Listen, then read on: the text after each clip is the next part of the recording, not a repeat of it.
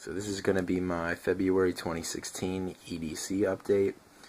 A couple things have changed, namely both the knives have changed. I'm carrying a different model Zippo. It's still Zippo. Pretty much the same thing, but yeah, it's a different design.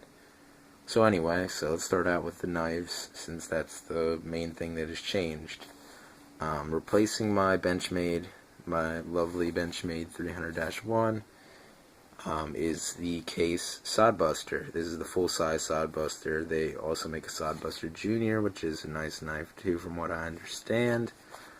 I just wanted to have a bigger blade, since my Benchmade is, a bigger blade. So I like to have like a big main blade for, if I'm gonna want to cut cardboard or whatever, bigger stuff like cardboard rope, stuff like that, if I need to do that. Then I have this little knife here that is the Case Mini Blackhorn. I keep this in my pocket with my keys. I use that for like opening boxes, little things. I haven't used the Sodbuster very much because I just got it a couple days ago. For most of the beginning of February I was still carrying this, but this is getting replaced now, so yeah. So anyway, so this is Sodbuster. It's the one with the navy blue handle. It's got these cool brass like pins that are holding it in, no screws or anything. Brass liners. It is a slip joint knife, so it does not lock open. If you live somewhere where you can't have locking knives, and you can have a slip joint, which I don't know if it counts as a locking knife in other countries or not, but here in America this is not a locking knife. So if you're allowed to have slip joint knives in your country, because I know a lot of countries have knife regulations, which is fucking ridiculous. PA has some interesting knife laws. I always laugh because I can carry this because I have a friggin' license to carry it, but I can't carry like a switchblade, or can't carry a switchblade or an automatic knife. It's kind of goofy in my opinion, but whatever, I guess. But anyway, so Case Sodbuster, full size one. So far I like it. It's made from the Case surgical stainless that like all their knives are made from. It's a nice steel. It holds an edge pretty well. It takes an edge really well. You can sharpen it pretty easily. Mini Blackhorn, same steel. The Mini Blackhorn's a small lockback knife. The blade is under 2 inches, maybe 3, or maybe an inch and like 3/4. Yeah, it's just a nice little knife to throw in your front pocket. And if you need to do something little, like open a box or cut off some shrink wrap off of like a pallet, or peel an apple or something like that, this little knife works for stuff like that pretty good. Flashlight, still the same, my Streamlight Stylus Pro. As you can see, the finish is holding up pretty well, except here at the end where it rubs up against like my keys and stuff. Momentary on, or you can click it on. I believe it's 75 lumens, so it's a pretty bright little light for how small it is. It's about twice the size as the MicroStream. I really liked my MicroStream when I had it, but I lost the MicroStream, so that kind of sucks.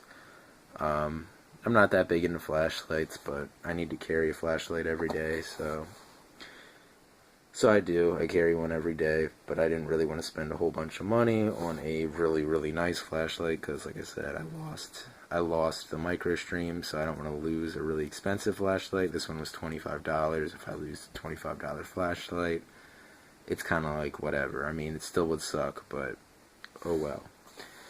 Anyway, I like that flashlight. It works well. Zippo lighter, still carrying Zippo lighters. I love Zippos because of the nostalgia and everything of Zippos. Oh, I need to put fluid in this. Alright, so I'll put fluid in that after this video is over so that I have fire. But anyway, so this is the antique brass model. The protective finish got off of this side. Because the sticker, the orange sticker that they put on these, left their residue on there, and I was trying to get the residue off, so I used freaking rubbing alcohol. Don't do that. It'll take off this protective finish. I don't really care because, it the protective finish is going to eventually wear off of it anyway. So, it's not that big of a deal to me. In fact, it's kind of wearing off a little bit. You're probably not going to be able to see it, but it's kind of wearing off a little bit there from being in my pocket. But yeah, so Zippo, you know, same thing. It's a Zippo. Walmart wallet with, you know, the Remington wallet with a 12 gauge case head on it. Still like that wallet. There's a lot of room in it for cards. There's 2 different pockets for cash. Yeah, it's leather. Yeah, it's an alright wallet. I mean, you can tell I've been carrying it for a while now. It's starting to get some wear there. But yeah, so I've been carrying that for a while. And of course, my CZP09. Oh, and I also carry my keys. I don't think I said that. It's just keys. I have the little tag on it here. It's made of brass. I like brass. Something is really cool about brass, but I like brass. Little tag says 013 on it because 13 is my lucky number. My friend knows that, and he works for a company where they do a lot of water heater stuff and like heaters and AC and stuff like that. So I think these were water heater tags or something, and he got he had one that was like 013, so he saved it for me, which is cool. So I have that as a keychain now. I don't normally have keychains if that's not bulky, so I'll definitely use that. But anyway, so CZP09 in this Black Hawk Universal inside the waistband holster. You can tell that I carry this every day. It's starting to get kind of worn in. Right there, the trigger guard's going to wear through, it looks like. $12 holster. For a $12 holster, it works okay. Once it is clipped into your pants, over top of your belt, and inside your waistband, it does retain the firearm really well. Like I said, I paid $12 for this. The holster seems to be holding up okay. It retains the firearm pretty well. Yeah, it's not going to do it perfectly because the holster is not made for it.